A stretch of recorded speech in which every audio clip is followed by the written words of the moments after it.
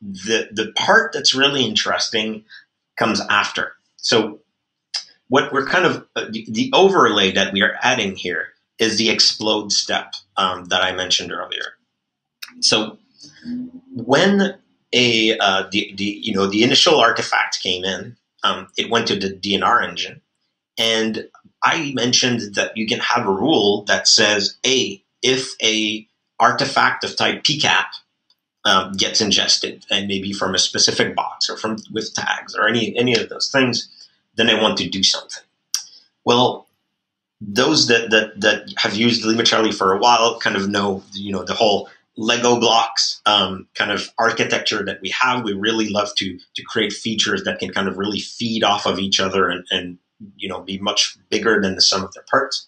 So you can create the DNR rule that would, for example, say that when a PCAP comes in, I want to send that PCAP to one of the LimaCharlie services. So LimaCharlie services is a public framework, open source framework, that you can create services that kind of embed more deeply into LimaCharlie while still living outside of the LimaCharlie cloud. It's a really cool thing, and we produce a ton of those services ourselves. That's what we use. And so you could have a rule that would, say, okay, a PCAP came in, I'm going to get it processed by this service. Let's say, for example, the Zeek service.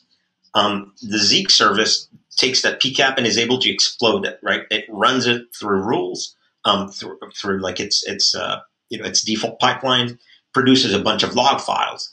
Well, all these log files can then be re-ingested into LimaCharlie artifacts. And so the service knows how to do that very, very easily, transparently for you.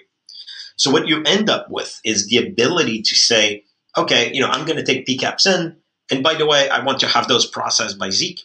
And by the way, LimaCharlie understands what a Zeek log is able to normalize it to JSON.